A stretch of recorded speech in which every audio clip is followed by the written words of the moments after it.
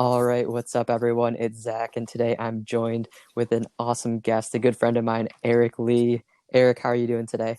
Good, Zach. Happy to be here. First time ever being on a podcast, but I'm glad you're the one to take it all away. I appreciate it, man, and super thankful to have you today, and hopefully this will be a good first podcast experience for you. Definitely, I expect it to be so. Awesome. So, Eric is in the engineering world, business world, really passionate about some various different topics like personal finance and I know kind of just like being active and health and wellness in general. And currently pursuing a master's in business. And yeah, that's kind of a little bit about Eric. But do you mind just talking a little bit about your background, who you are, your story? Yeah, of course. So my name's Eric. I am an engineer trained by the University of Michigan. Go Blue.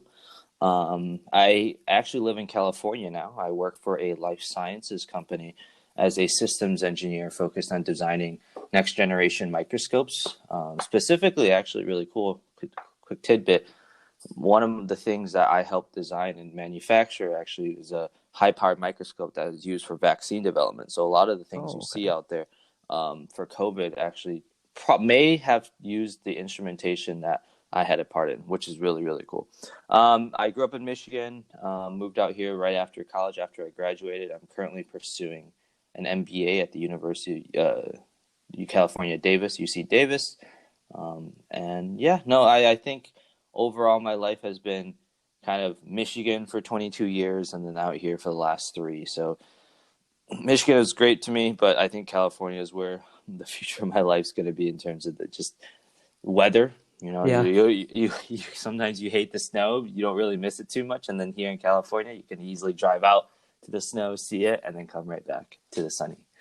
definitely. It's nice like to be able to like California is the home base. That's where I'm at. But when I want to come visit friends and family back in Michigan, or maybe have a winter, I can do that. But then I get to come back to the nice warm sunshine.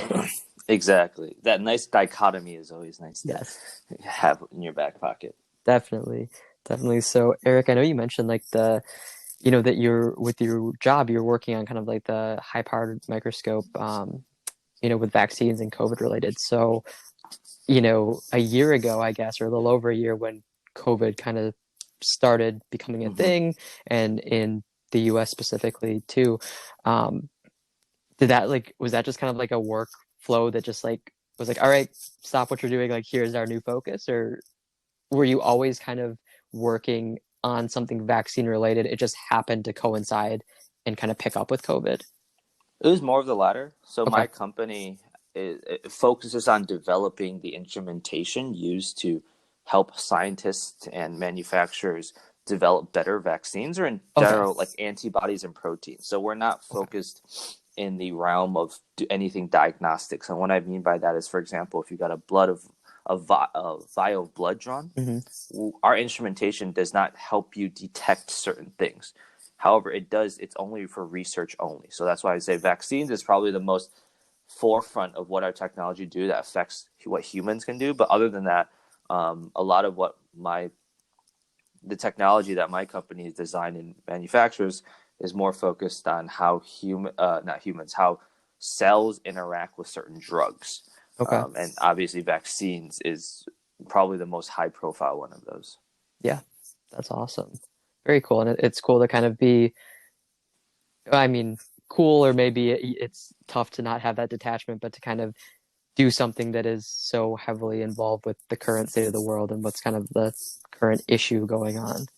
Yeah, of course. I mean, it's really cool. Sometimes I forget that what I do in my job might seem mundane, but the effect it Yeah, has definitely could be a lot more. definitely, for sure. And yeah, you mentioned University of Michigan, go blue. Go blue, go blue. Yeah, no, that was a great experience. Mechanical engineering with a minor in entrepreneurship, kind of like Okay. you, Zach, in Yeah. terms of liking the entrepreneurship journey. So that 4 years of, I wouldn't say bliss. It was definitely hard, but Definitely. it's definitely given me enough or a leg up, especially when I joined the professional world in terms of Yeah, probably conducting myself better, knowing more, but still trying to be humble about the whole experience. definitely. And now, was it was it work that took you out to California, or did you just go to California and then work was figured out when you got there? I actually got a job before I graduated, so they Okay. recruited me before I ended work, which is kind of cool because Yeah. when you're in school and then you already have a job lined up, it's not that hard to start really being able to focus on other parts of your life, Yeah. building out those lasting relationships in those final years of college and things like that. So that was really nice. Definitely. So, like, around when did you get that job offer in your college journey? So I got it probably after the first semester. I already knew. So going into my second semester, it was already like home free of my Okay. senior year of college. Yeah. So Okay. my second semester probably was my most favorite semester out of all the semesters I could have had in college. Just That's nice. how freeing it was. Yeah. I mean, it's awesome. Like you have your responsibilities and stuff while you're in school, but like once you have that next step planned, it's kind of like you just have that freedom to really enjoy, and not to say education isn't important, but enjoy, the relationships, like you said, or making those memories and really just soaking up your time in college or at Michigan for, you specifically. Yeah, yeah. No, it's like even in life now, it's so hard to plan what's coming next. But when you're Yeah. in college, you're focused on school, and then once you got Hmm. that job, you can focus on that job next. But Exactly. I'll tell you this: being in college versus working, obviously, it's good to make money, but Yeah. the carefreeness and then just like not having to care about more than just yourself or what you have to do is definitely a big up in Definitely. college. Definitely.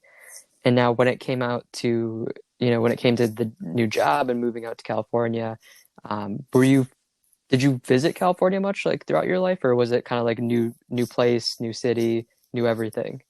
Yeah, no, it was actually not quite that new. My sister Okay. actually is doing her PhD at Stanford right now. Oh, So right. I Okay. was able to visit her a couple times, kind of see the lay of the land. My dad actually works in a company that's based in California too, though he's based in Michigan. And Yeah. so every time he came out for business trips, we would always tag along with him. So it was the California, the state wasn't foreign to me. However, Right. the whole experience of honestly living by yourself, living halfway across the country or all the way across the country, that is, from your parents who you've lived with Yeah. for the last, I don't know, not in college, but you know what I mean. Like you could see Right. them very easily to living somewhere where you were so far removed from them and having to fend for yourself. I believe the first couple months were definitely rough, but then after that, it was I attribute a lot of who I am today to those 8 9 months where I was really adjusting to being by myself. That's awesome. So, I mean, if you don't mind me asking, like during that adjustment period, that 8 to 9 months, like Mm-hmm. what might have happened that kind of has shaped you to who you are? What did you have to do or learn that's made you who you are? Yeah, I think just in general, being more like figuring out, okay, how do I pay for my car insurance out here? How do I Hmm. register in California? The simple things like how do taxes work? How Yeah. do not simple, but like how taxes work, and just in general, like make sure all your bills are paid. Because back in Right. college, though you had to just pay rent, you Hmm. didn't really have to focus on, okay, if something happens, how do I deal with it? And it's really that problem solving process that Yeah. that's put into place and turned into overdrive, especially Hmm. if something's happened in your personal life where you're like, okay, here's the situation, how do I deal with it? And honestly, it wasn't until I was here over a little over a year that I really feel at home in California. It wasn't until I was able to really figure out, okay, this is my life here. I'm never going to go back to the Midwest in the near future. Might as well just buckle down and make the most of it, was when I was able to really thrive Yeah. in this setting. And I think that was a really big lesson learned for myself is sometimes with things, it's better to not feel the regret of what could have been, but also just experience what has been and just take it from there. So I think it took definitely more than 8 9 months, but in those eight Yeah. nine months, a lot of growth happened. And then after, it was, I think who I am now is definitely a big part was that first move and adjustment period of a year and a half here in California. That makes a lot of sense. And, it sounds like a lot of kind of the adjustment was learning and gaining independence. And, I know you said like simple things and then you're like, maybe not so simple like taxes. But I think, the way that it made sense in my mind is not necessarily the simple things, but the things that we maybe like take for granted or don't realize are part of growing up or being an adult, like insurance and, being registered and all that stuff, with the state and all that good stuff. But it sounds like a lot of kind of that transitional period and learning and growth for you was related to kind of finance and Hmm. budgeting and figuring out numbers and everything. And, Hmm. would you say that's kind of like led to the passion for personal finance, or have you always had the love for it? Yeah, I would say I've always been super interested in stocks. I still remember my first foray into stocks was whenever Facebook IPO'd back in '07, '08, or is it 13? I forgot exactly what year. Okay. But essentially, I remember waking up one morning and for some reason, I just wanted to know more about what an IPO was, what Facebook did, Yeah.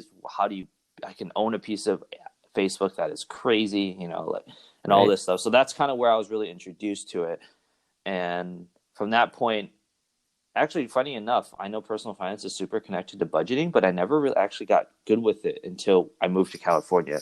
Because in college, um, you didn't really have to be good at it, right? You Yeah. had the money that you made doing your work study, you had some help from the parents, but all in all, the expenses that you had were never exorbitant.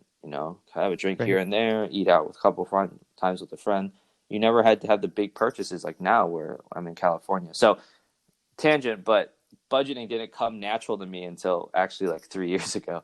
But Okay. as for personal finance, I've invested heavily into the stock market over the course of my, let's say, like 10 years. I was hitting almost 10 years of investing now. Wow. Um, yeah, it's a huge part of me. It's a huge part of my net worth. It's a huge part of what I look at every morning. I have obviously the normal investment accounts, but in terms of the research involved and just being able to figure out, okay, what's a good stock? What's a good, not stock, but what's a good company to buy? How do I invest Hmm. in them? How do I adjust what's going on? How do I evaluate market conditions to essentially adjust how I'm investing now? I think that's a big part of who I am today and what I love talking Yeah. about too. Yeah.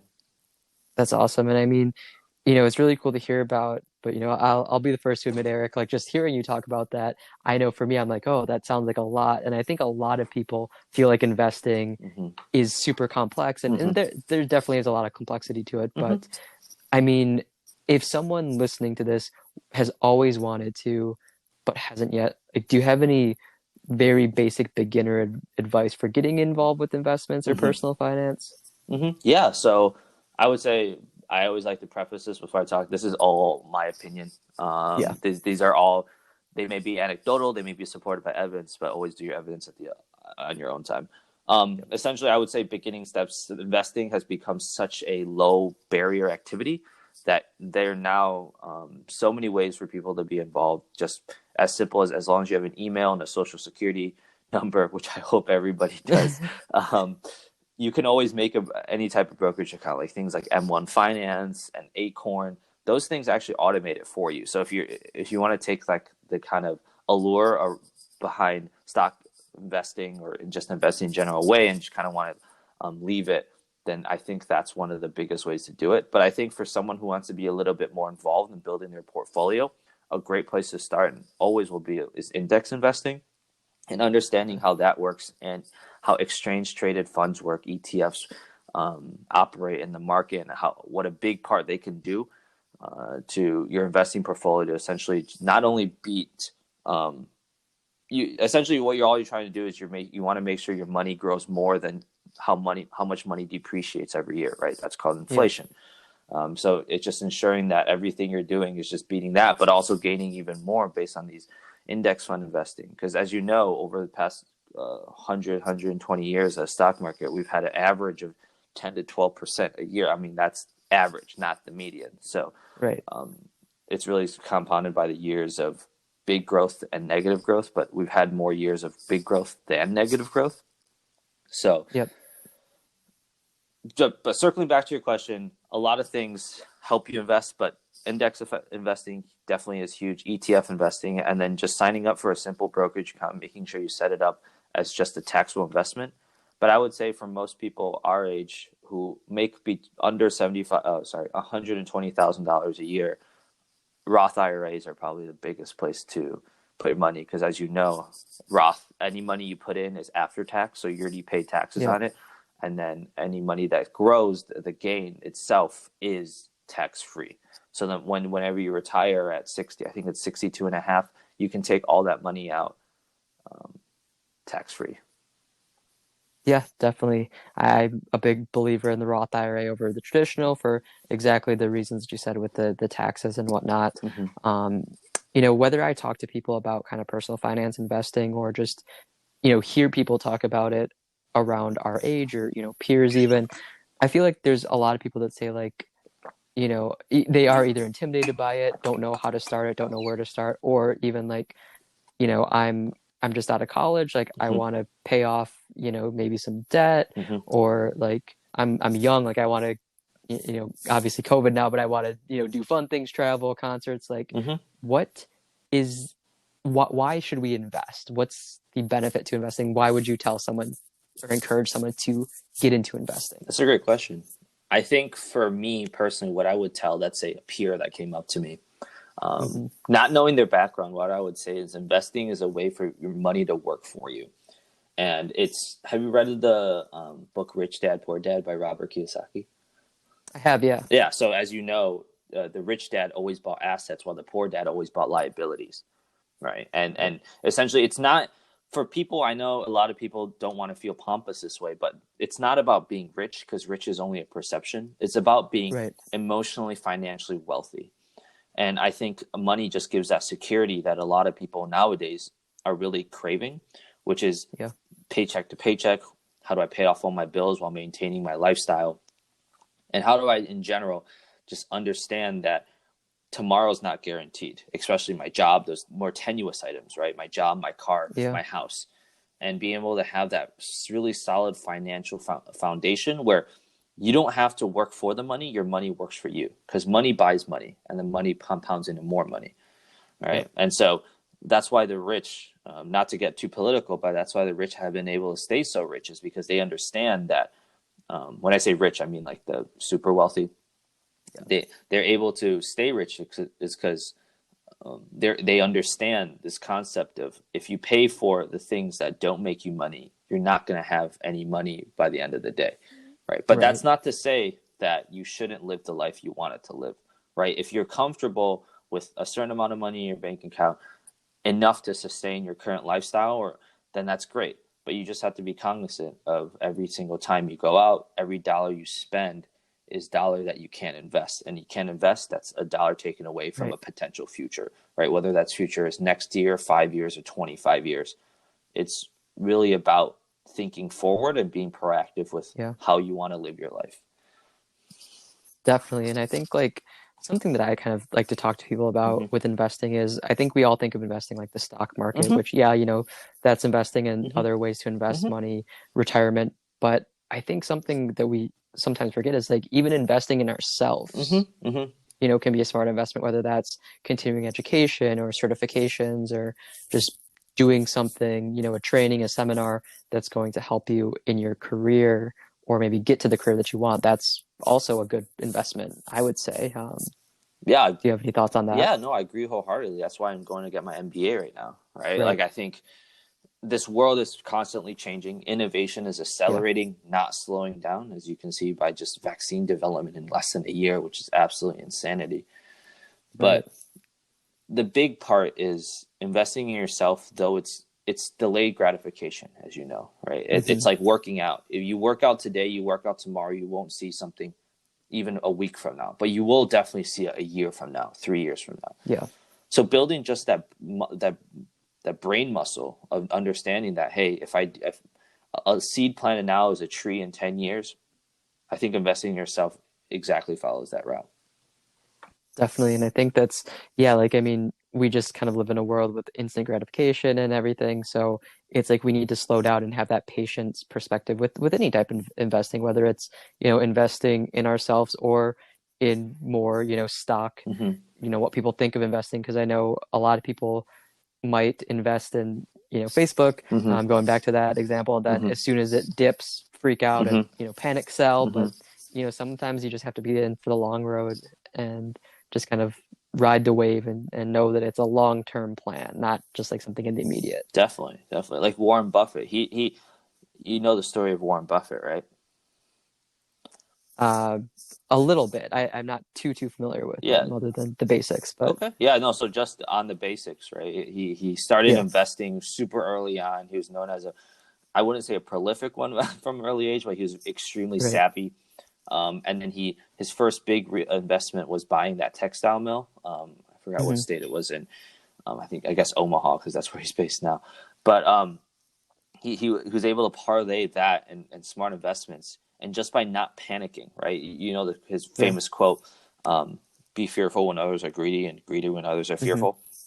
That's Yeah. exactly the way he's kind of lived your life, and the way I kind of view my investing career now is I'm a cautious optimism in the market where I I buy things I believe in and I just hold it, right? And I will Okay. adjust it based on if my hypotheses are wrong. I will definitely reevaluate my positions and even take advantage of tax loss harvesting to sell off my losing positions and use that same money, accounting for the wash rule, to use that money to buy something else in the future that will actually make me more money, and not just make me more money, but what I believe in. Because it's Yeah. those businesses that you really believe in. Because you don't buy the stock, you buy the business, and that's why I corrected myself earlier. Is that your stocks is just how we humans define what buying a piece of a company is. But at the end of the day, you're buying in the XYZ leader that that's taking the company wherever they are. And it's up to you as the investor to be be sure, not sure, but more so like believe in that company, right? Like if, for example, Yeah. products that you use every day, products that you've come in contact with, you're like, wow, that design is really cool. Let me look it up, right? They could be as easy as that when it comes to investing. That's a really good point and perspective. Just the idea of you're buying into the leadership, you're buying into the company. Mm-hmm. So you need to, I mean, I guess you don't have to all the time, but Mm-hmm. you should have a good, confident feeling about their future and what, they provide their product or service. And, Mm-hmm. that kind of you're investing in the people, right? All Because of right. course, if there's a really great company, but they're under poor leadership, Mm-hmm. then probably not the best investment, right? Right. Because who knows what could happen. Right, exactly, exactly. It's all about, remember, there's always risk involved, and it's obviously Yeah. much more risky if you think about relative to keeping your money in the Hmm. bank. But again, it's always about your risk tolerance, right? If you Yeah. keep it in the bank, you earn that 0.01 or 0.4% of your high yield savings. But if you decide to take that foray into investing and decide to even do an index fund, which is actually very low risk compared to individual Yeah. stock investing, which is what I wouldn't recommend to new investors until you learn more about the market, is the risk, how you define and quantify your risk or qualify your risk to yourself plays a big part in this.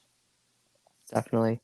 Now, like investing is, I would say it's dependent on the individual. So, whether it's, someone's making $100,000 a year or $30,000 a year, or somewhere, in between, maybe 50,000, 70,000, would you suggest investing based off a percentage of your income, or would you just say it really just depends on each person and their preference, or do you have any suggestions on that? Yeah, I think it really, like what you said, I think it was put nicely, is like, it really depends on your person, right? It really Okay. depends on your lifestyle. It's hard for anyone to tell anybody that, hey, you should invest this much of your portfolio Hmm. without understanding everything else about their lives. For example, like how much their house payment is, how much debt do they have, what are their obligations, right? Your outflows versus your what takes away from your money versus how much is coming in, right? So Yeah. it really is a exercise, I would say. But there's a lot of great apps out there like Mint and yeah, I use Mint primarily, but like Wealthfront and all these other apps that really help you define how much money you can spend, as long as you set it up correctly, right? In terms of Okay. including all your bills. Like if you miss out a nice chunko bill, then you're just kind of like, oh, Yeah. where'd my money go to pay my bill? But at the end of the Right. day, I think it's a good rule of thumb is always investing at least 15 to 20% of your gross income every single year. Um, Okay. but that's given that you have no other obligations, right? Because you probably heard people about the 40-40 rule, 40-40-20 rule, right? 40% of your money goes to your bills, 40% goes to your future, and then 20% goes to fun. But that's, Yeah. again, there's a big caveat to that, which is understanding, okay, what is my current bill situation look like? Am I overspending Hmm. my lifestyle based on my income, right? And I think Right. it's that parallelism where you just have to balance the right side with the left side, right? Yeah. Okay. Yeah, that definitely makes sense. And I think that, it's all about finding the balance and the balance that works for you, Mm-hmm. right? Like, I mean, who are you or me to say to someone that they shouldn't spend, 40% on fun as Mm-hmm. well, Mm-hmm. right? Like, I Yeah, mean, if sure. someone might want to do that over investing in that, that's fine. Yep. Like, teach their own. So it really just depends on the individual. Um, Maybe we're going a little off topic a bit, but when it comes to just like purchasing and making Mm-hmm. smart purchases, Mm-hmm. do you have any opinions or thoughts on just, I guess, things, whether it's like renting versus buying when it comes to, a place to live, Mm-hmm. or, buying a new car versus buying, a gently used car, Mm-hmm. just like any of those kind of big life purchases that we have to make? Sure. Do you have any philosophies on going through that process? Yeah, of course. I would say in general, more broadly, like how do I make purchasing decisions? It's Yeah. obviously I have things that I want, but even more so, Hmm. I think a lot of times, and my partners actually helped me with a lot of this. Is like, for example, if you think you want to buy something, you think the price is good, wake up tomorrow and then go to sleep that night. Wake up tomorrow. If you still want it at that price, then buy it, right? As long as you again evaluate how much money you have and whether you can pay it Hmm. off. Um, Things like that. So, but in terms of big life purchases, I recently bought a car. I think that was one of the experience which I quite hated because I think car salesmen, not to bash them too much because I know they're trying to do their jobs. They're Yeah. just so shady, you know. So, Yeah. but when it comes to buying cars, I think buying new is again it's really what you're comfortable with and how much money you have, right? If you're buying new and you have the money to pay it off, um, again, never take a loan over 5 years. I think it's crazy that people have 8-year loans on their cars. It's like cars Yeah. recycle every 5 years, and in terms of the Right. models, and you have an 8-year car, you're just left with something that's going to depreciate like crazy. And by the time you're just buying the car essentially if you're paying for it for 8 years. Um, Right. that's just my one of my rules is if I'm going to take a loan, I'm going to take it 5 years or less, or even 3 years or less, based on um, how much the car is. However, when it really comes down to that question, I would say get what you need, right? If the car, if Hmm. you need, if your family or your situation beckons for something bigger, then evaluate what the cost of that versus the utility of Yeah. it, right? Your benefit cost ratio, which I'm huge on, right? And a lot of Yep. these you can't exactly quantify, but in cars where there's a money sign attached versus how much times you use it, that's definitely a big proponent of that can be calculated. And I would say for house renting versus buying, there's a reason why renting is so great. I'm renting right now a 2 bedroom. And there's things that if you own a house, you don't have to do if you're renting. For example, if you Yeah. rent a house, depending what housing market you're in, you have to pay HOA fees. You have to mow your own Hmm. lawn. You have to do all these things. Like, for example, if anything breaks in your apartment, you got to fix it yourself, right? But on the benefit side of that, you build equity in a house. You have somewhere where you Yeah. live in. You don't have to worry about people above you banging on your ceiling and people below you worrying about you being too loud, right? Yep. But as with renting, again, you're not building equity, but at the same time, you have a lot of more of the life things that you don't have to deal with too much. For example, my dishwasher isn't working too well, so I can just put a maintenance request, be like, "Hey, my dishwasher isn't working, come fix it." And I don't have to spend the money, time, or resource into fixing that. Rather, I can just call someone and do it for me. So, but I think as a young person now, I'm only 25. Yep. I think for me, because as you know, the California market is just absolutely stupid, crazy, expensive. Yeah. Um, Yep. it's going to take me a little bit more time to save up some money, but when I do want to buy a house because I do want to be able to utilize that.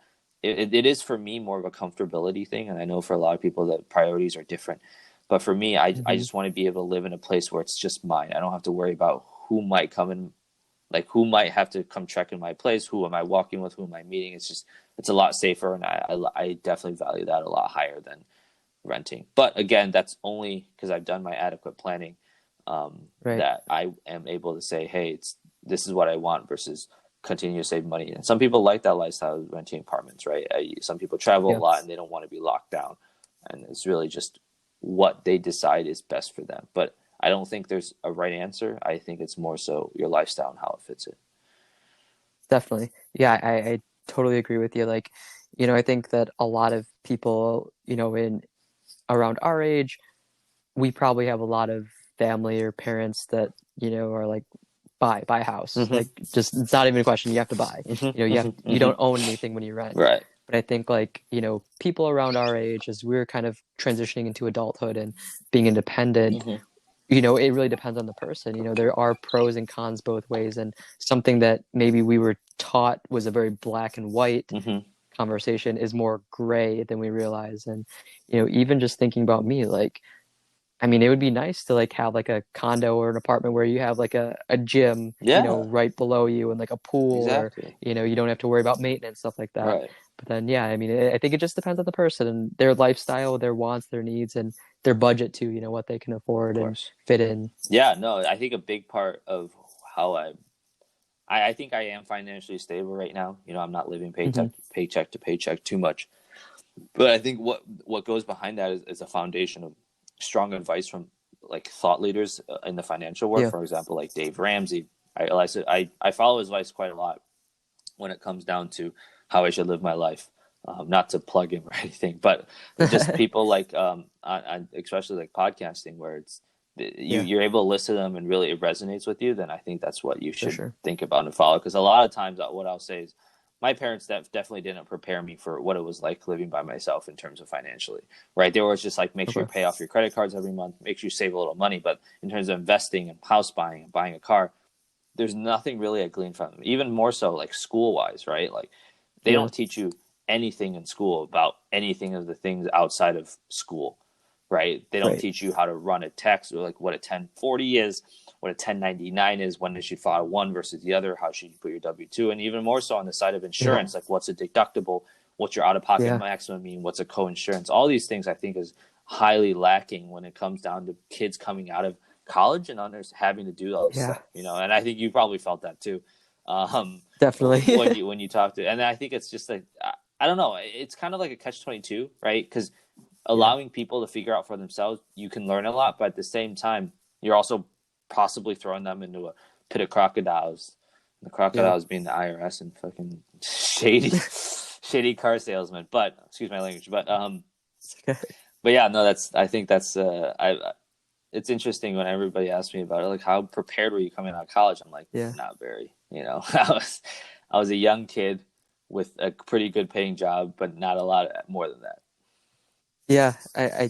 I love the realness of that, because I think, like, a lot of people think college prepares you for life, and it prepares you to an extent, like maybe living with a roommate, or just dealing with, maybe this is the first time you're cooking your own Mm-hmm. meals or doing your own laundry and stuff, which is, good skills to have. Mm-hmm. But in terms of just like, you know, actually living on your own with budgeting and understanding insurance, and, Mm-hmm. knowing like taxes and like how to file your taxes, or who to call, like Mm-hmm. if Mm-hmm. you go through a company, Mm-hmm. like, just those kind of things. I think that, yeah, I mean, we just don't really learn it in much of a setting growing up. So Yeah. and then you kind of like, once you get to that point, it's almost like running face first into like a glass window. You're like, oh my God, okay, now we're here Right. and I have no idea what I'm doing. Exactly. And the really crappy thing is if you do it wrong, the insurance companies don't care. There's not a sense of Right. remorse in them, right, or sympathy. Like, oh, you're a younger kid. Let me help you out here.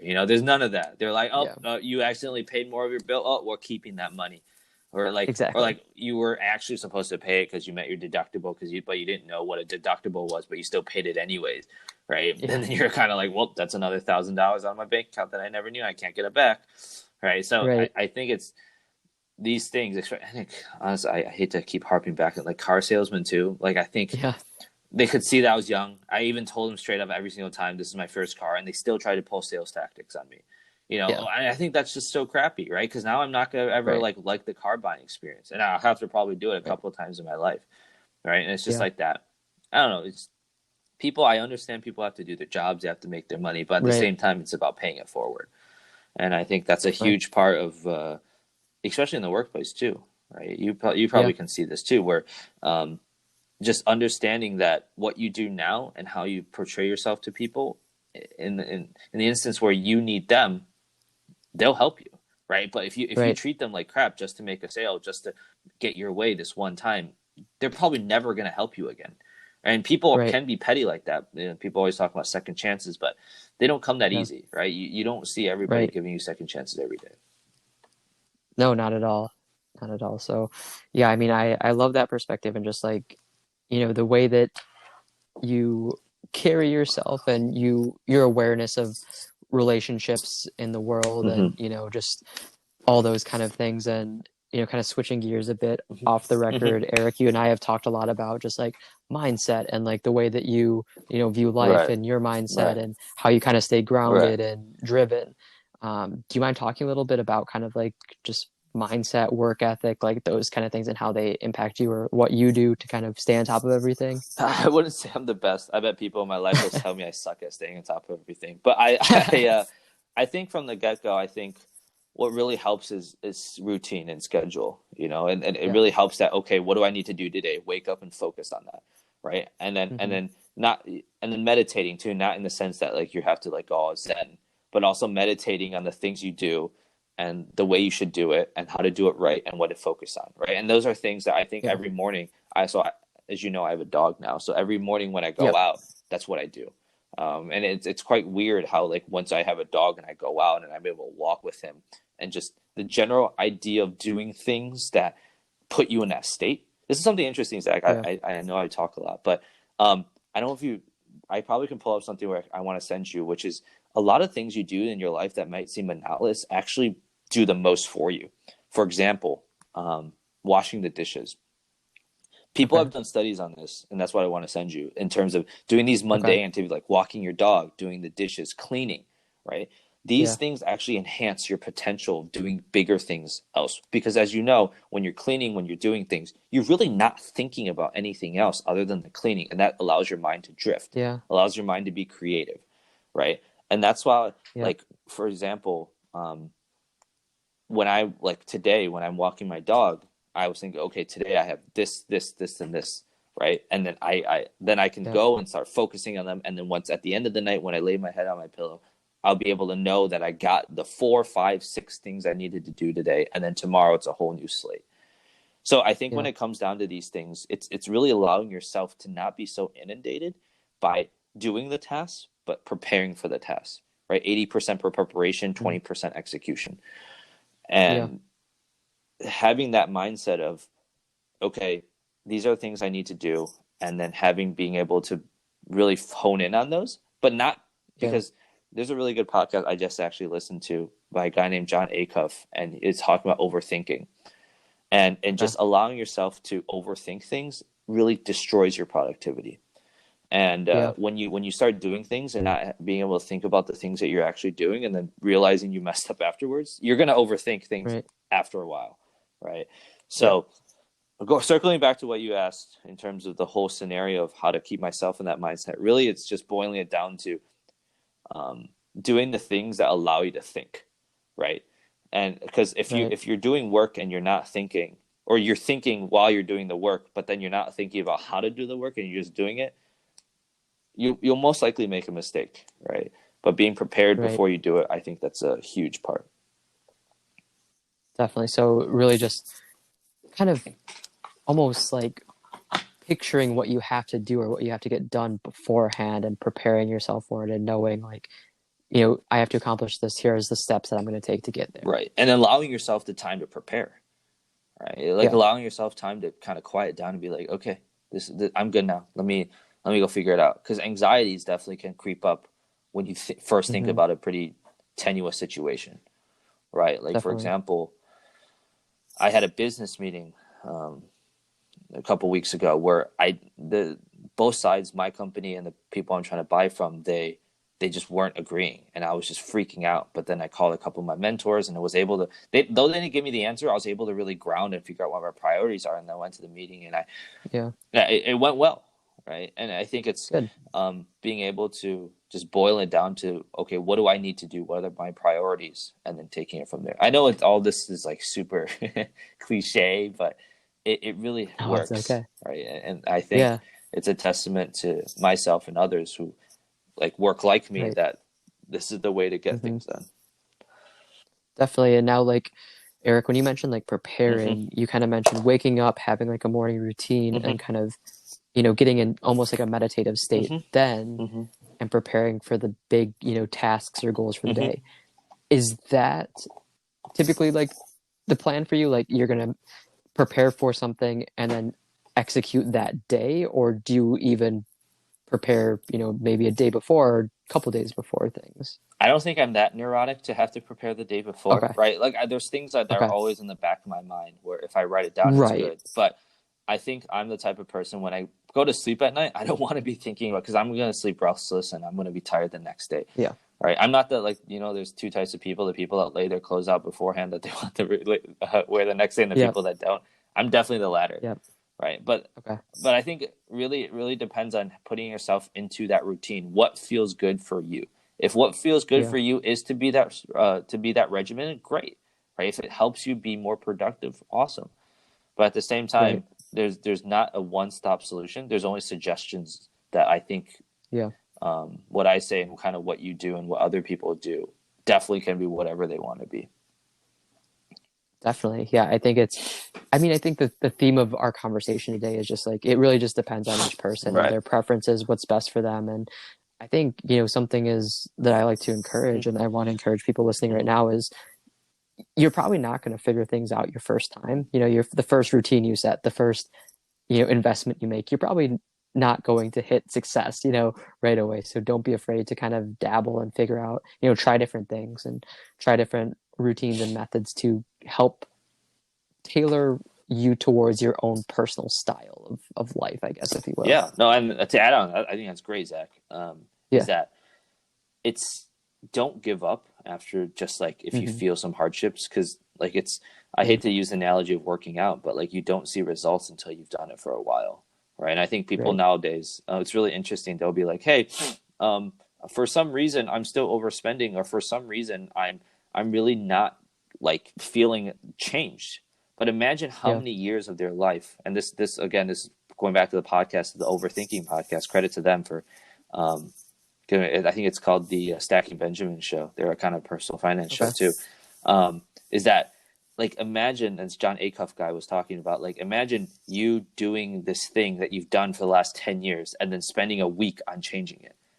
Yeah. Are you gonna actually like change it? No, right? You're gonna have to spend No. considerable amount of time, energy, and I think that's a big thing about people changing too. Is like if you want a habit to change, you really got to think about changing. It won't just happen by itself. Things in this world don't just happen by itself. They don't happen happenstance. I mean, horrible things do and good things also do, but I think more so it's being intentional and understanding Yeah. that if I want to do what I want to do, for example, I want to make my first investment or buy my first house or just be more Mm-hmm. fit, it really comes down to being like, hey, I want to do this thing. And it's taking the Yeah. time, money, and energy, whatever is required to make that change. But also understanding that these changes take a while.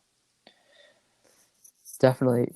Things take time, and I think that in and of itself can be daunting for people. Mm-hmm. Like, I want to get in good shape and maybe lose some weight, Mm-hmm. but then realizing like I can't lose 50 pounds in a week. Like, Right, right, it's going to take months, maybe years to get to that right, point, and just being okay with it and being, I think, a big thing I like to say is like enjoy the process, right, right? right, Like right, we get so caught up in destinations and, it's a journey, right. and we might as well enjoy it while we can. Like, sure, there's going to be some challenges or, some hardships along the Mm-hmm. way, but just having the perspective that, you know, I'm happy with where I'm at right now, or I'm happy that I'm going towards the end Mm-hmm. goal.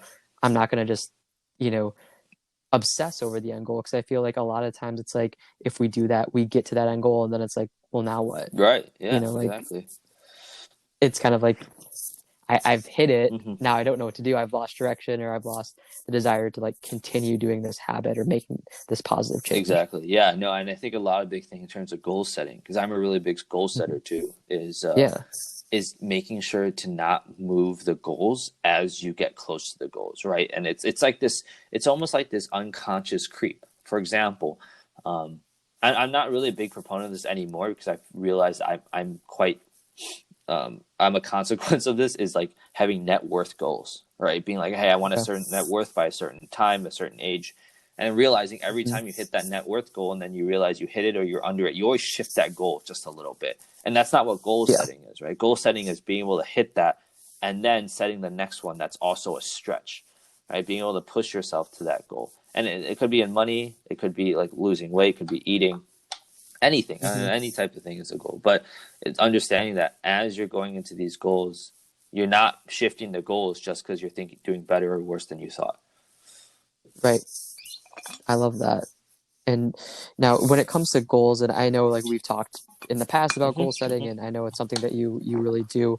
What's your recommendation to people? Like, would you say like you know, end of the year, beginning of the year, plan out your Mm-hmm. year Mm-hmm. goals, or 3-year plan, 5-year plan, or even monthly goal? And I'm sure it depends on the person, Right. but like, do you have any perspective on that? Yeah, actually, yeah, no, I definitely do. I don't know if it's the right perspective or psychologically it's Right. sound, but it works for me. Is I find veins which I'm passionate about, right? Money, work, family, relationships, and I just write goals to those categories, right? Like for example, right now, one of my money goals is my investment accounts. I'm programming a kind of an automated investment robot a little bit where Okay. helps me like figure out. I built an Excel or Google Finance, but Google Finance has been crapping out at me now, so I'm coding my own. Oh gosh. Um, but it's like understanding that okay, if this is what I want to accomplish, can I do it in a year? Yes or no, right? And I think that's a really good Hmm. timeline in terms of doing it. Or if I can't do it in a year, what can I do in a year, right? Yeah. Because I think it's really interesting that the world has 365 days a year, I mean, 366 based on leap years, but Yeah. it allows you this amount of time to get something done. It's almost like a artificial boundary, but also the Yeah. good side of that is it allows you to not overthink, again, overthinking what your goals should be or can be achieved. Like, because if you're like, oh, I have this goal, I want to build a mansion, right? Or something Okay. like that, right? I want to save up $1 million. That's not going to happen in a year. Right. Or can, right? Again, to each their own. Yeah. But a lot of these things is like make it bite sized enough within the year or throughout the year that that's something you can Hmm. achieve. And again, not changing the goalpost, but at the same time, you can revise them based on your current state because a lot of things can happen in a year, right? No one would have known Yeah. in 2019 that 2020 would have turned out to be, and no one expects 2020 to, or no, everyone thinks 2021 is going to be the same as 2020, but you never know, right? So I Right. think it's really be cognizant of how much stuff can you do, the time involved versus what, like also understanding that not everything you will set forth can be achieved. And I think a really good rule for myself is I've been doing this for close to 3 years now, doing beginning year goals and the mid-year reviews and the final year reviews. Is if I'm able to hit 40% of the goals I set forth during the year or before the year started and hitting those, I think that Hmm. I can see the growth in that. Definitely. Yeah, I think that's great. And I think something that I've personally fallen trap to, and I'm sure a lot of people have, is like we set these goals, and like if we don't accomplish all 10 of our goals, we think we Right. failed. We failed the year. And I like that you said 30 to 40%. I mean, I could even argue maybe even you have a list of 10, you accomplish like one of them. Yeah. Like that could be you're trending in the right direction. And I think like the big thing that I like to focus on is just like the idea of the compound effect of being 1% better each Yeah. day. Yeah. And Yeah. you know over a week that might not seem like a lot, or day to day it might, but like a year Yeah. later, that's that's huge growth. And I think it's just realizing it's a process and it takes time. And goal setting, I think, is a great way to help keep yourself Yeah. accountable too. Yeah. No, cool. Is that your tagline, Zach? 1% better each day. I feel like I've heard that somewhere. I don't know if I've heard it from you. It's not Uh, from me. I think it's there's the author. I think it's like Darren Hardy, okay. and I apologize if I got the name Yeah. wrong, but I think he's the one behind like the compound Oh, effect. yeah, yeah, yeah, that's right. I know that book. I know Yeah. that book. It's on the book list. But yeah, Yeah. so I agree wholeheartedly. Like um, it's not about how much you do today. It's how much you're willing to do in the future, right? Yeah. And understanding that everything is a process and understanding that it's going to be hard, but if you're willing to put in the Yeah. work, it's like a butterfly. You will you will come out of your cocoon sometime.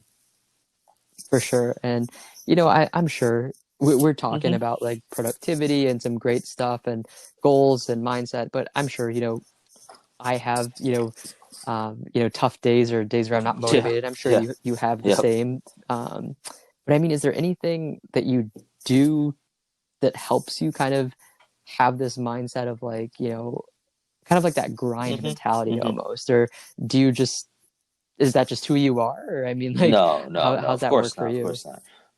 Yeah. Everybody has their down days, and some days more Right. than others. But at the end of the day, if you realize you didn't do anything that day, then Hmm. that sucks. But to be dwell on that for the next day too is Yeah. never good, right?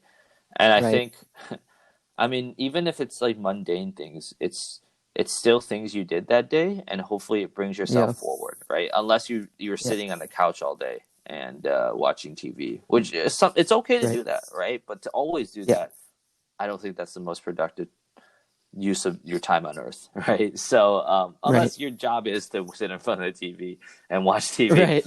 um, but I think when to dealing with the down days, it's just acknowledging Yeah. them and then trying to make the next day more productive. And I know that's super cliche and super easy to do, or super easy to say and very hard to Yeah. do.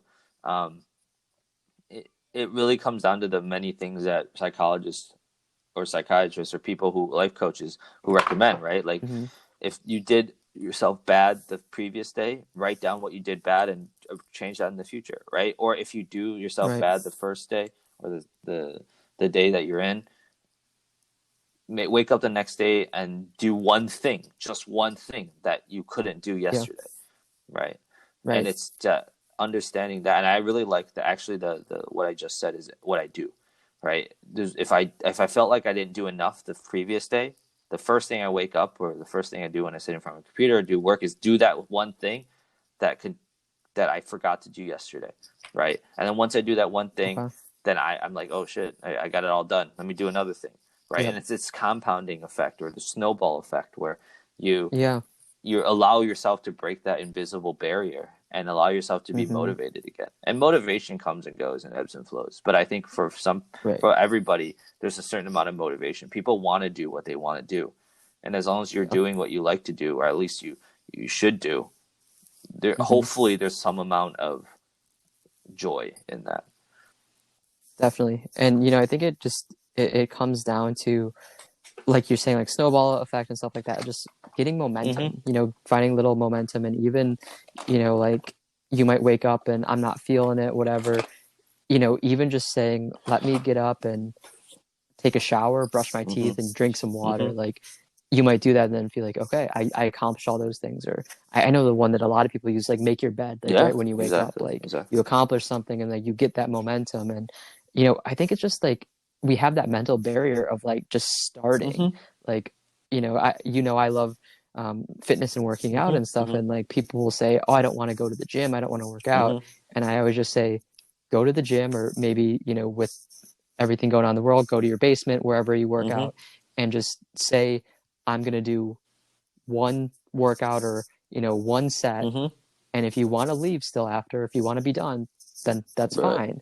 But more times than not, once you get there, once you do that first set, you're like, I feel great. Like, let me do a full workout now, right? Like, Yeah, it's just getting started exactly. is the hardest part more times than not. Yeah, no, it's like starting a car in the winter, right? It takes a couple Yeah. pumps, but when you get started, you're rolling. Exactly.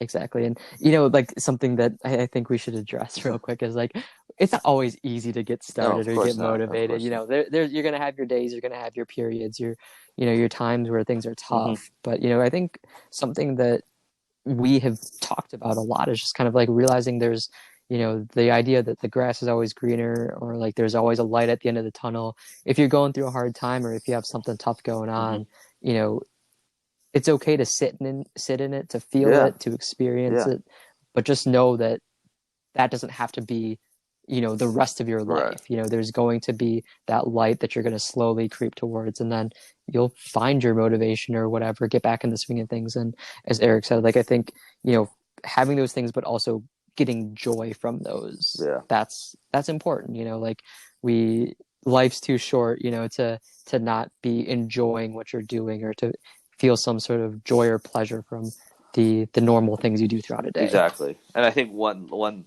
very eloquently said, Zach.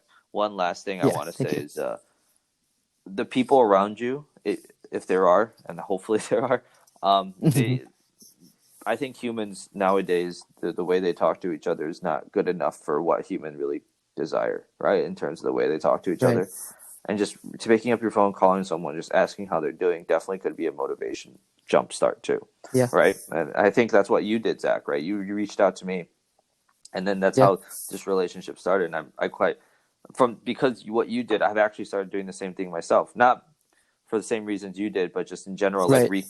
reconnecting with people, seeing how they're doing, and just being like, hey, listen, like this is great. I'm really happy to talk to you again. And then it doesn't have to be anything like super like you want something from them, because I think people always shy away Hmm. from that. But it's just being like, hey, I acknowledge your existence. Like you are a Yeah. person that who has made an impact in my life. I remember you, and I think Yeah.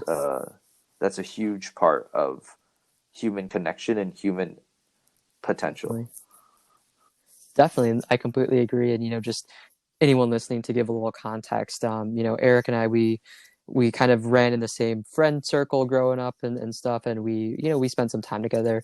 And then with college and just adulthood, we kind of just, went our separate ways, maybe would exchange messages here and there very sporadically. And then, just reached out to Eric at one point and just, wanted to talk about life and some stuff going on. And then it really grew into a great, relationship that we've built that, I'd say we're pretty regular communicators now and hopping on phone calls or just shooting messages and just staying up to each other's life. So, Yeah, it's just that little thing, like reach out to someone. I'd encourage as well to just reach out to people, let them know that they're on your mind or that you're thinking of them. And just, it's always nice to reconnect. And as much as you might benefit from it or enjoy it, I'm sure the other person enjoys it, just as much. yeah, yeah. And I think a lot of people assume that people don't like to be bothered, but trust me, like Right.